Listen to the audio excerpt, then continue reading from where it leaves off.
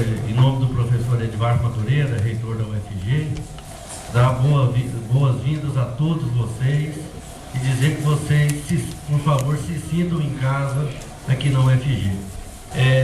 Essa parceria que a gente faz, que o Valdir propôs para a gente, na verdade não é a nossa primeira e nem única parceria, né? Nós já temos trabalhado com o Valdir em outras situações, com os movimentos sociais, com o MST, em outras situações. Temos alguns cursos, inclusive, talvez já deve ser do conhecimento de vocês, nós temos um muito bem encaminhado, que é um curso no âmbito do Pronera de agronomia para beneficiários da reforma agrária. Já tivemos de forma muito bem sucedida o curso de pedagogia, né, que foi coordenado pela professora Valderez, acho que está aqui, o curso de direito, né, feito lá no campus de Goiás, e agora, né, acho que está faltando só alguns preparativos por parte do MDA para a gente ter esse curso. Então a UFG ela tem que se procurar, nesses últimos anos, se colocar cada vez mais ao lado da sociedade, se abrir para a sociedade, especialmente para os movimentos sociais. O que a gente sentiu naqueles dias é uma grande energia, um grande movimento, mas que a gente agora tem dificuldade, a gente pensa, vai refletindo e discutindo, mas a gente não consegue amarrar e descrever com clareza o que foi aquilo e para onde está indo. Eu acho que o desafio da tarde de hoje é um desafio muito importante. Com certeza teremos aí muitas provocações por parte de todos vocês e a gente espera depois da contribuição de João Pedro. Obrigado por ter aceitado estar aqui com a gente. João Paulo, né? Tem quase a Bíblia toda aí, só nos dois nomes de vocês, né? Uma história aí muito antiga. E a gente confia que o diálogo de hoje, que é um diálogo extremamente complexo, né, dessa tarde, possa nos ajudar a entender o que nós vamos fazer. Porque uma coisa é certa, a onda de junho está sendo utilizada por todo mundo. O gigante acordou. Quem estava dormindo? Eis a pergunta. A bem da verdade, nós da Central Única dos Trabalhadores não estávamos dormindo. Portanto, difícil dizer que... Agora, muita gente estava, é verdade. Acho que mexer com a juventude, coisa muito legal. Mas eu quero iniciar dizendo o seguinte. Primeira coisa, eu quero provocar que é um cenário bom. Questão da mídia, da comunicação. Porque nós levamos 60 mil trabalhadores em Brasília no dia 6 de março deste ano, para não falar lá para trás. 6 de março deste ano, não saiu uma vírgula, não saiu nada, nada. Ninguém nem ficou sabendo, exceto o povo que estava lá em Brasília e viu nossa manifestação em Brasília. Portanto, o motivo que ele está dizendo, quem é que estava dormindo? Eu sou Edson Pintor, do coletivo de comunicação e cultura do MST. E eu quero aqui fazer uma provocação, o seguinte: por que, na análise de vocês, que o PT elegeu 3 vezes a presidência da República, a gente só consegue uma pífia representação nos parlamentos? O que aconteceu? Porque uma das críticas junto com o governo é que o governo faz governabilidade, mas por outro lado todo mundo tem que entender que num Estado republicano é lógico que se o povo não dá o parlamento que os governantes ou que o povo precisava, os governantes têm que governar com o parlamento que tem. E aí a gente vê que no governo PT pode-se dizer que não se avançou nada se fosse daquilo que se esperava a classe trabalhadora para a reforma agrária. E nós aí temos um problema, nós precisamos fazer uma constituição, uma nova constituição para a política e para a justiça, porque com a justiça da forma que está não tem reforma agrária. Do jeito que a gente está vendo, porque nós perdemos as causas para os tribunais. Começa o processo de reforma agrária e termina no tribunal de 5 ou 6 anos e acaba por vir não sair daquela terra. Porque o agronegócio está amparado com a lei que... Os movimentos que estão aqui querem. O que nós vamos fazer com a bandeira do socialismo? É possível, não é possível? Isso deu errado em todos os lugares, vamos jogar isso fora.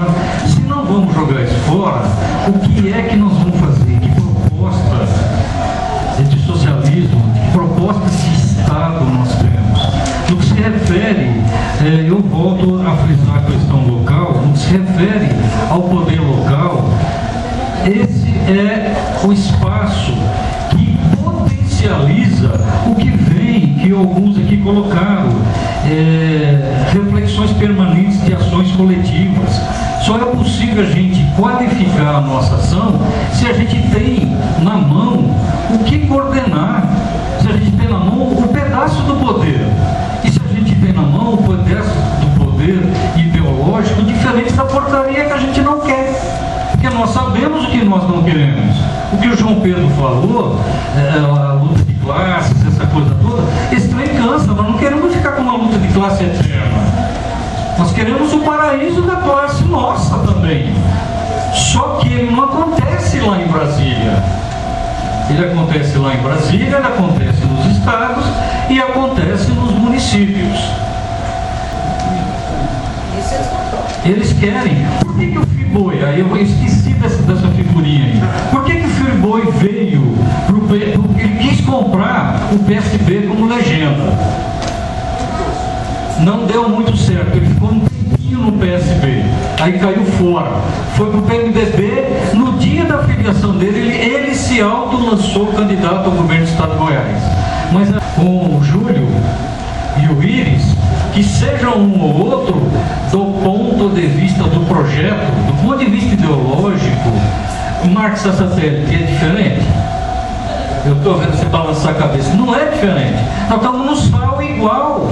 O sal é o mesmo, com uma desvantagem. O Friboi vai fazer o discurso da empresa bem-sucedida. E povo pobre não tem pior casamento na sociedade moderna que a pobreza e a elite. Quando a elite casa com a pobreza, é a merda aquela que foi jogada na Rede Globo ao quíntuplo. Porque a riqueza compra o restinho, se é que tem, de dignidade dos miseráveis.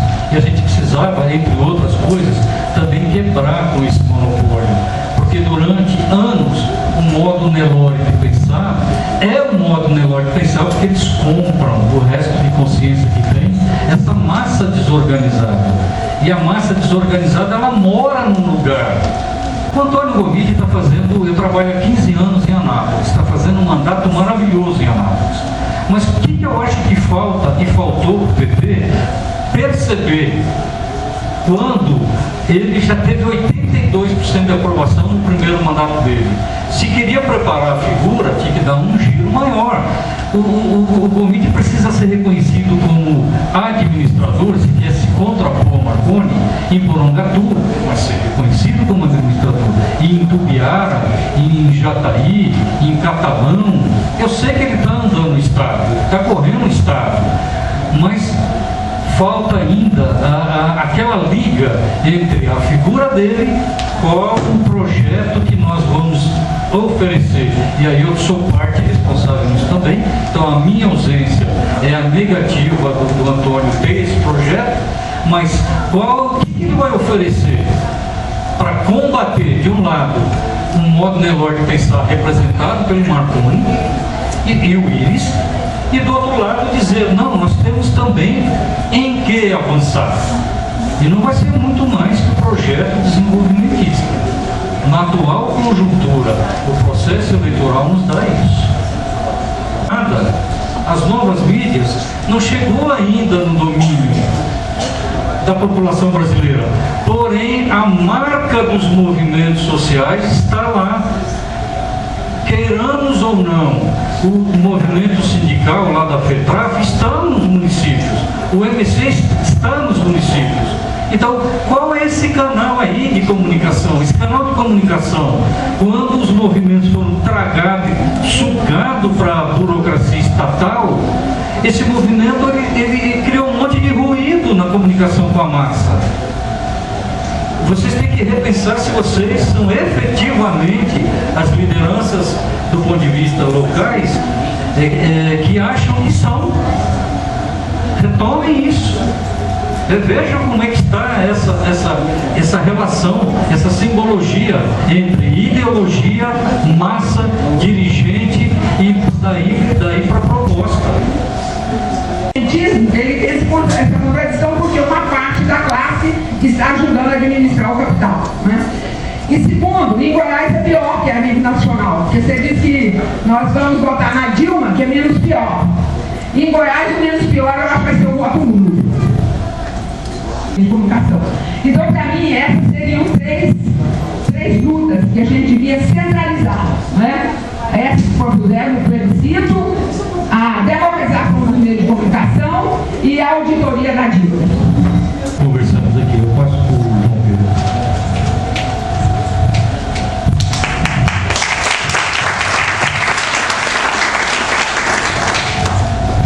Muito bem, companheiros e companheiras.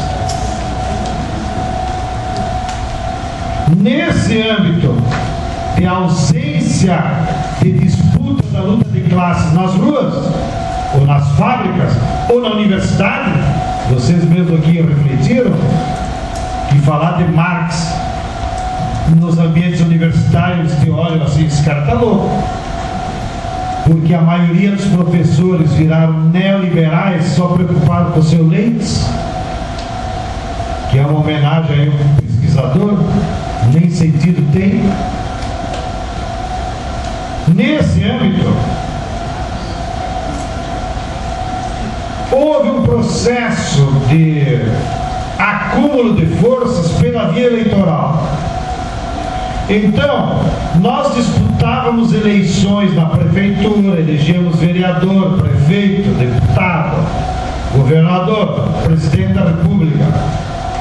E usávamos as vitórias eleitorais para termos avanços e conquistas políticas para a classe na sociedade brasileira. E isso foi possível até chegarmos no momento atual. Porém, esse caminho da via eleitoral de vitórias institucionais bateu no teto. Bateu no teto por quê? Que foi o que eu tentei refletir na análise de conjuntura econômica.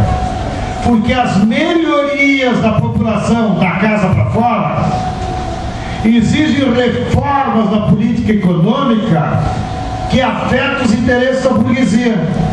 Na mudança do superávit primário, na mudança da taxa de juros, na mudança da taxa de câmbio.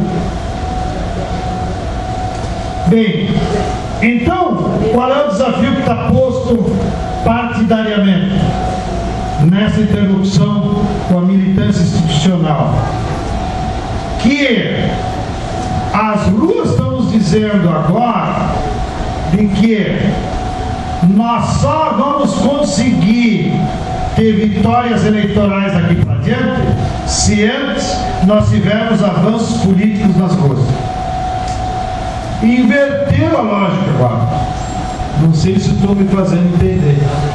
Antes, pela eleição, tu acumulava e obtinha vitórias, como foi dito aqui, distribuição de renda, salário mínimo melhor, um programa de emprego, mas, porém, daqui para diante, a via eleitoral está bloqueada.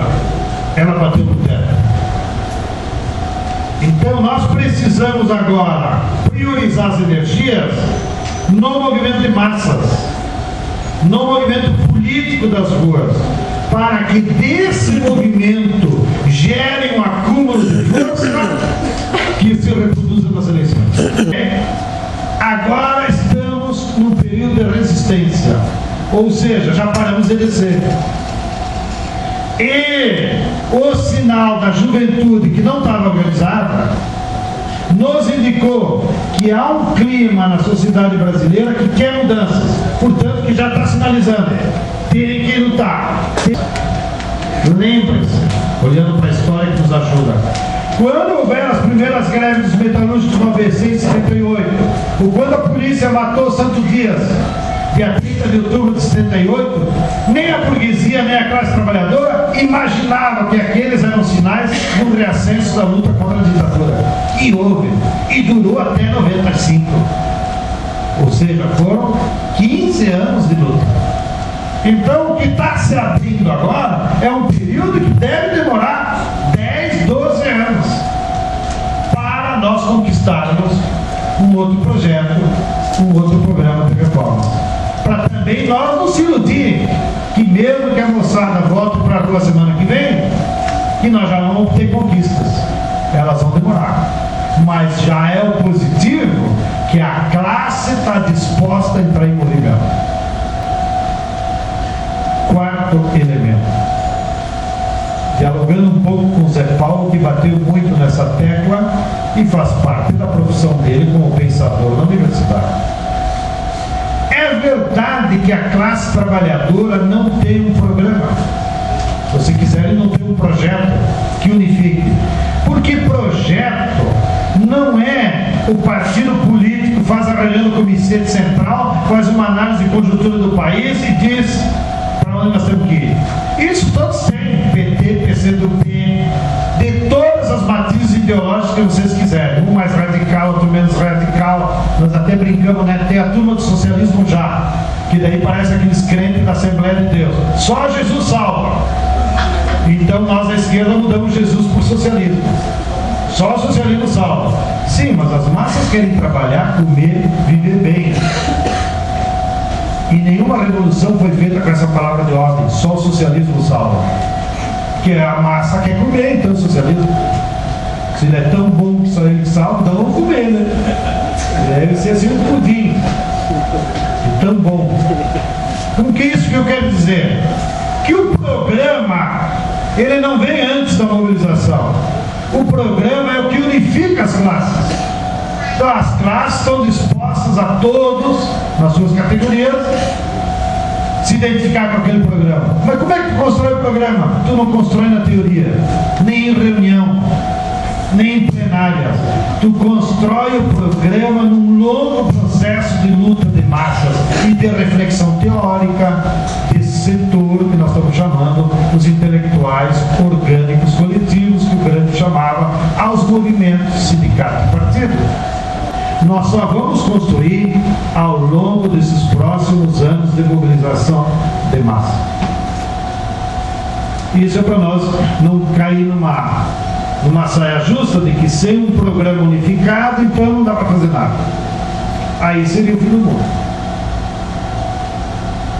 Porque o programa democrático e popular que o Lula expressou na eleição de 89, ele foi gestado durante aqueles 10 anos anteriores. E daí deu unidade, e ele só foi o porta-voz. Não? Agora, nós não temos programa e nem temos porta-voz, porque ainda não houve o período de reações de massa que acumulasse força para a classe. Mas o que as duas estão nos dizendo, que há uma parcela importante da classe trabalhadora e do povo brasileiro que quer mudança. Mudança para frente, não para trás. Por isso que a direita está sem discurso. Por que a direita vai querer botar na rua? Aborto? Corrupção, se ela é a principal corrupta. Quem é que corrompe os políticos no Brasil? As empresas.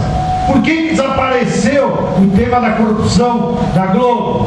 Quando veio à tona, quem eram os corruptos do metrô de São Paulo? A Alstom, da França, a Siemens, a Odebrecht, aí a própria Globo, ordenada por esses capitalistas, tira esse tema da pauta.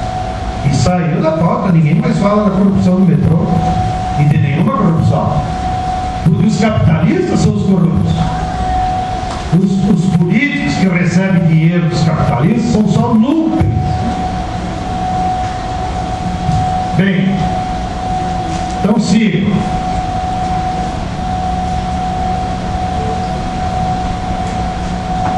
E então, nesse processo de construção do programa, os companheiros que falaram aqui na época têm toda a razão.